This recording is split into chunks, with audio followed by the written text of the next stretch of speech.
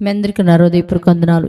కలిగిన దేవుని పిల్లారా, మీ హృదయాలు వెలిగించే మాటతో ప్రభువు ఎక్కువ నీ మాటలు తీసుకొని మెద్దకొచ్చున్నాడు కనుక మనందరం కూడా ప్రభు మాటల చేత మన హృదయాలు వెలిగించుకుందాం.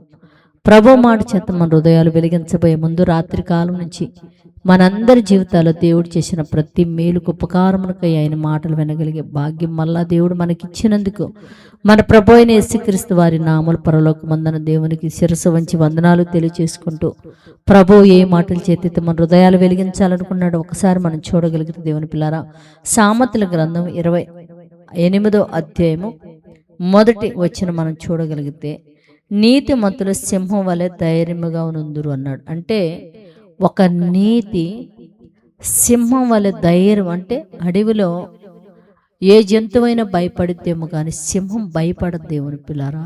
ఎందుకు అంటే దాని బలం ముందు ఏది కూడా దేవుని పిల్లారా సున్నానే మనం చెప్పాలంటే. అంటే ఒక సింహము, మనం అడవిలో ఉన్న ఒక సింహాన్ని తీసుకొని ఆ సింహాన్ని దించుతూ నీతి ఇంత బలము కలిగి ఉంటుంది.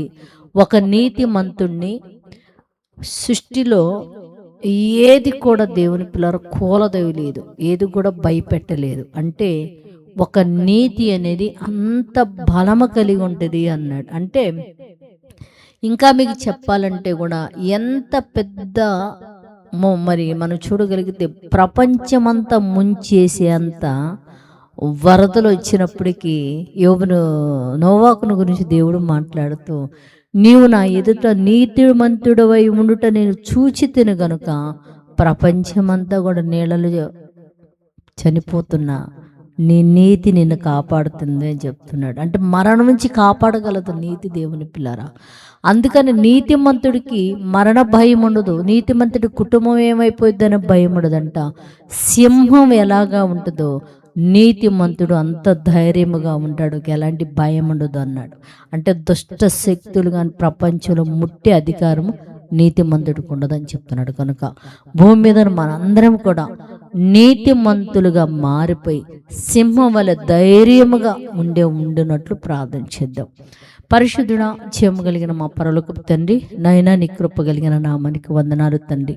నీతిమంతుడు సింహం వలె ధైర్యముగా ఉంటాడు అని చెప్తున్నావు. అవును నా తండ్రి, ఎలాంటి ప్రమాదాలు దేశం మీదకి వచ్చినాను, ఎలాంటి పరిస్థితులు మా చుట్టుపక్కల కలిగి ఉన్నప్పటికీ నీతి అనేది మాలో ఉంటే తండ్రి, నువ్వు తప్పకుండా మమ్మల్ని రక్షిస్తావు, మేము ధైర్యముగా ఉంటాం తండ్రి.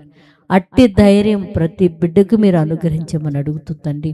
చిన్న చిన్న అనారోగ్యాలు వచ్చినప్పుడు భయపడి నాకేమైపోతుందోనని అనారోగ్యం, ఇంకా ఎక్కువ అనారోగ్యం కలుగు చేసుకొని ఆసుపత్రిలో ఎంతమంది అయితే బాధపడుతున్నారో వారికి నా తండ్రి, నీతి కలిగిన వారైనా తండ్రి ధైర్యముగా ఉండినట్లు అట్టి బలముని బిడ్డలకు అనుగ్రహించి సహాయం చేయమని మా రక్షకుడు నీ కుమారుడు యేసయ్య పరిశుద్ధ నామములో ప్రార్థన అడుగుతున్నాము తండ్రి. ఆమేన్. మీ అందరికీ నా హృదయపూర్వక వందనములు, ధన్యవాదాలు.